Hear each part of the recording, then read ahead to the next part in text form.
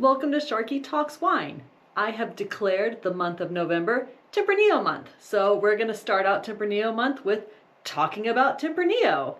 So come join me as we do all things Tempranillo this month. And Thanksgiving. We'll do some of that too. But mostly Tempranillo because it's the best. All right, so what is a Tempranillo? Tempranillo is a grape. So let's start there. It is a grape that is historically grown in the Rioja region in Spain, although Texas is doing really well with Tempranillo. It tends to ripen early. It likes hot climates, so it's doing great here. In fact, the High Plains is one of the largest producers of Tempranillo in Texas, and we are making a name for ourselves with it, and I think that's really awesome. So it's a good grape for us to promote and talk about in terms of Texas. Outside of Texas, obviously Rioja is king on that. They make a ton of Tempranillo. They're the #1 producer of it, and about 85% of their total wine produced is Tempranillo in some way, shape, or form. A lot of times it is in blends, but those blends tend to be Tempranillo heavy, sometimes 80% Tempranillo in that blend, although you can find some that are 100% Tempranillo as well. They do also produce a lot of Tempranillo in Portugal, which is right next to Spain, so you will see some Tempranillos in some ports and things like that. So look out for those, they're really good. So Tempranillo is known for being a red wine grape. However, I have seen it made into fantabulous rosés. So if you do find a Tempranillo of rosé, you should pick it up and try it. They tend to be a little bit more spicy in character than your typical rosé.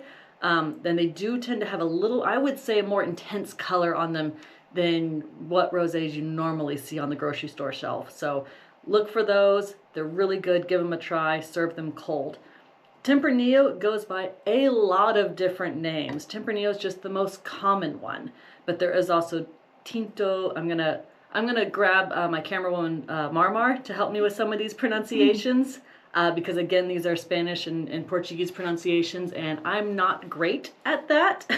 I managed to master Tempranillo, but the rest of them are a little bit harder. Now, I know Tinta de Toro, which roughly translates to blood of the bull.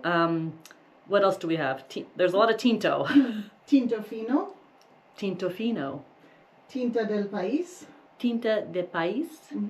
Del País. Del País. Of the. Yeah, and you got to smile a lot when you're saying these. Yeah. It's a very smiley language. Sensibel. Sensibel. And that one's my favorite. Tinta Rois. Tinta Rois.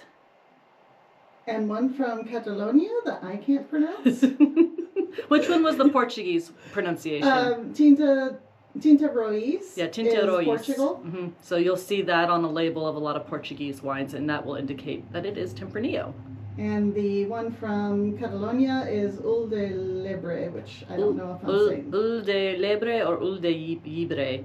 I'm not sure with the double L on that pronunciation. So hey, correct us in the comments.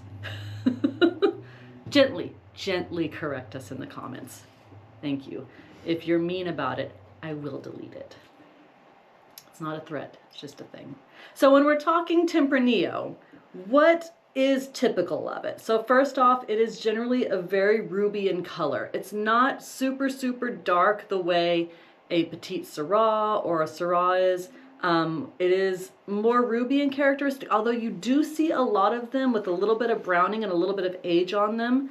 But typically you're going to see that kind of bright ruby color on it. Now, as far as aromas, what are you going to get off of Tempranillo? Well, that can go at a wide range. But typically what you're going to see in its sort of purest form is going to be a lot of plum, black currant, those dark red fruits. You may get some spice off of it. Also very typical of Tempranillo is leather and smoke, which I really enjoy in a good, finely crafted Tempranillo. I will say that Texas Tempranillos in particular don't tend to have as much of that leather and as much of that smoke on it, although they can have that. But typically the ones that I've encountered, way more fruit forward. So more of those blackberries, black cherries, currants, and things like that. They're absolutely delightful. The ones from Spain, they can be a little bit more on what we call an old world style. So it's going to be a little bit more earthy. You're going to get more of you might get some barnyard characteristics out of it, or some hay or some fresh cut grass. We'll talk a little bit more about that particular part of Spanish Tempranillo in a different video, so stay tuned for that. But just know that that's an aroma that you can get from a Tempranillo, especially those Spanish ones, those older ones, those ones that have a lot of age on them. As far as flavor goes, a lot of those red berry flavors carry over. Depending on how they aged it, if it was a lot of new oak, you may get a ton of vanilla in there too. I wouldn't say that vanilla is indicative of the grape though. That's going to be the process that the winemaker did with it. But what you do get off Tempranillo that I will say is pretty indicative of the grape is a lot of spice flavors. You're going to get some black pepper, you're going to get some baking spice, maybe even a little bit of cinnamon, and that usually lingers on the finish. And speaking of finish, Tempranillo can have a super long, wonderful finish, so it just goes on and on for days. When we talk pairings on Tempranillo, what are we having with Tempranillo? Since it is originally a Spanish grape, man, you've got to have a Spanish cheese with it. Manchego and Tempranillo cannot be beat, and that's either a Spanish version or a Texas version. They go hand in hand.